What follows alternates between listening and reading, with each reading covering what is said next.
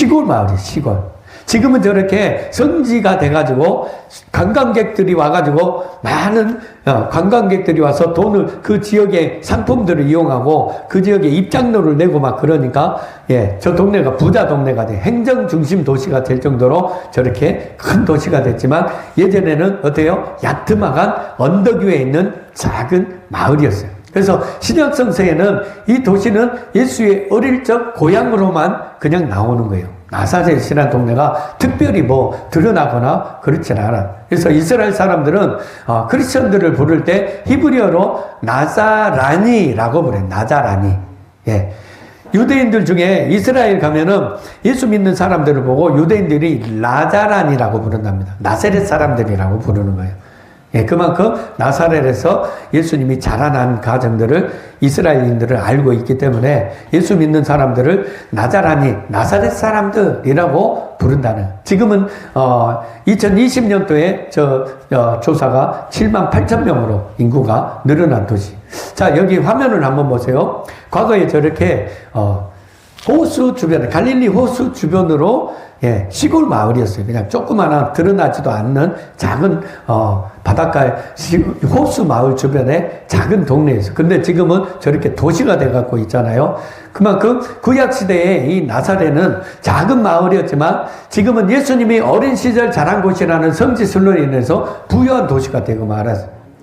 할렐루야. 예. 보세요. 우리 대한민국도 만약에 일제 끝나고 공산당하고 자유민주주의가 싸웠잖아요.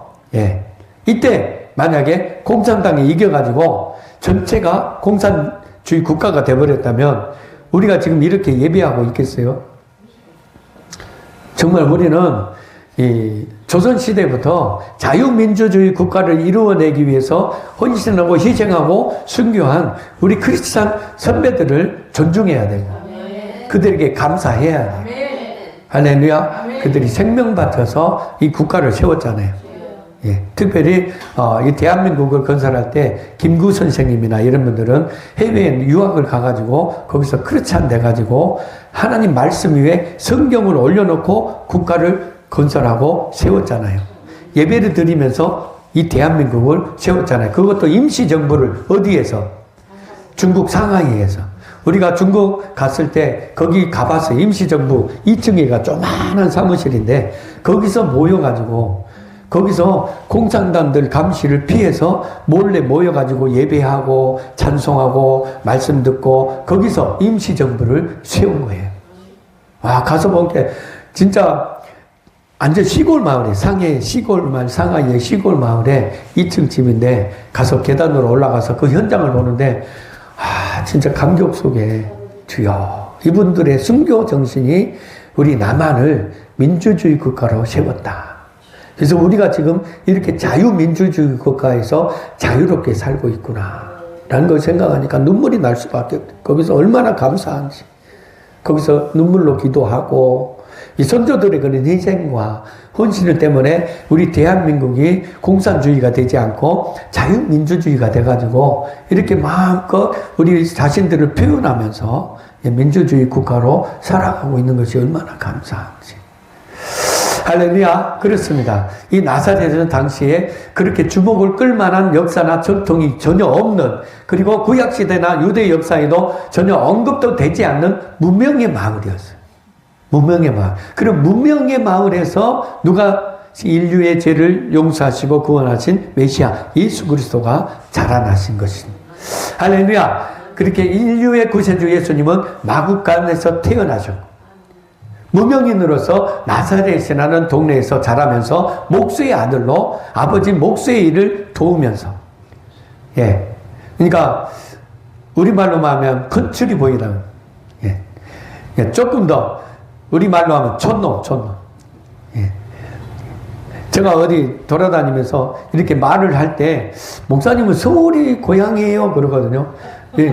왜 그래요? 아니, 사투리를 별로, 하동에서 목회하신다면서 하동말도 안 쓰고, 전라도가 고향이라면서 전라도 말도 안 쓰고, 서울이 고향인 것 같아요. 아니에요. 난 컨트리보입니다. 전라남도 고흥군 저만면 모름리 회계부락 452번지. 촌놈이에요. 그런데 어떻게, 그거는 워낙 이제 서울이라든가, 서울에서 벌써 신학교 다닐 때 벌써 한 9년 가까이 살았잖아요. 그러다 보니까, 그리고 이제 많은 사람들이, 전라도 사람들은 서울 가면 서울 말을 빨리, 인용을 한대요. 근데 경상도 사람들은 이 억양이 있기 때문에 서울 사람들이 말하는 걸 잘 못해. 그러니까 경상도 사람들이 서울말 연습한다고 그랬습니까? 라고. 아닙니다? 라고 억지로 연습을 많이 하잖아요. 그렇처럼 예수님도 참 무명의 동네에서 마구간에서 말구에서 탄생하신 그런 비천하게 태어나신 그런 출신이었습니다. 더군다나 목수의 아들이었고 또 컨트리보이 시골 사람 시골 소년이었고 그 또 한 가지는 정규 교육도 받지 못했어요. 예, 율법 학교가 있었거든요. 예. 여러분, 구약 성경에서부터 보면은 엘리야 시대에도 선지 학교가 있었어요. 예. 선지 학교가 있었어요. 그만큼 하나님의, 선지자들이 학교를 세워서 훈련을 했죠. 그 학교들이 계속, 전통으로 이어져 왔어요, 사실은. 역사에 보면은, 예. 그래서, 그런 율법 학교도 있었는데, 율법 교육도 받지 못했어요. 그런데 예수님은 어렸을 때 성전에 가고 서기관들하고 논쟁을 하는 거예요. 하나님의 말씀, 모세 오경을 막 논쟁을 하는 거예요.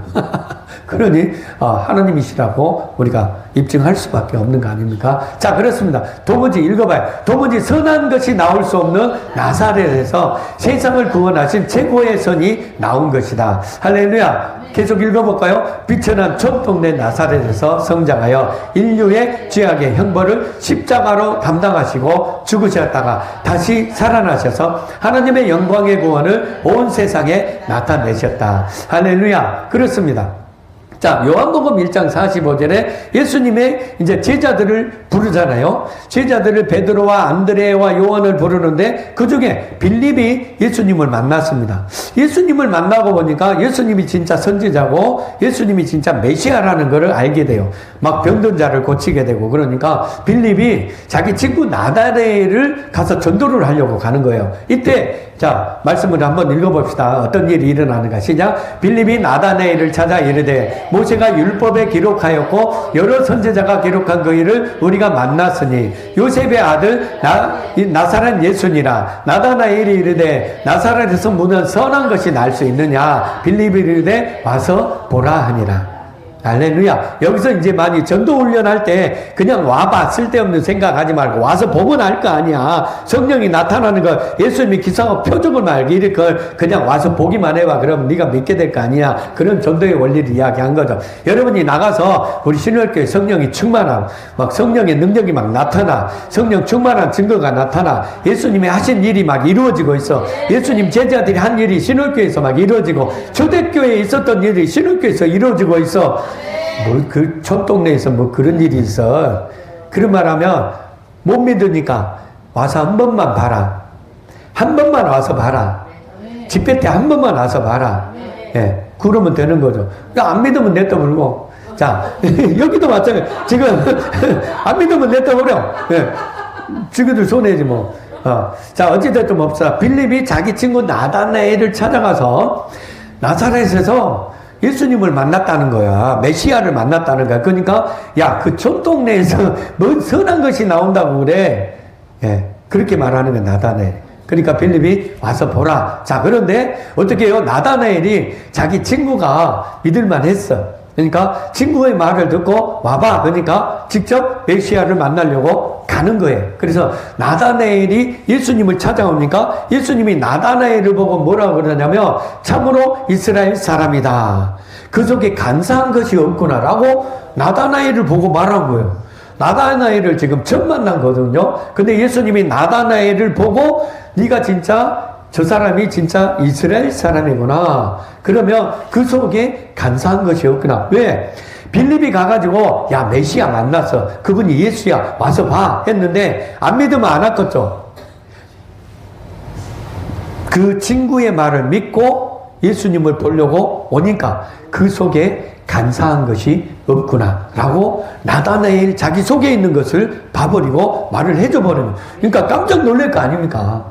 깜짝 놀랄 거 아니에요. 저도 처음에 막 성령의 능력을 기름 부음 받아가지고 영이 열려가지고 막 보이기 시작하고 들리기 시작하니까 우리 교인들 중에 막 가끔 그런 말을 하더라고. 내가 하도 본다 그러니까 목사님 무서워요. 아니 저도 처음에 그랬거든요. 인천 가가지고 저때 처음에 그랬거든요. 막 환상을 본다 그러고 우리를 투시한다 그러니까 아이고 큰일 났네. 내 뒤가 다 저 사람한테 보이거든.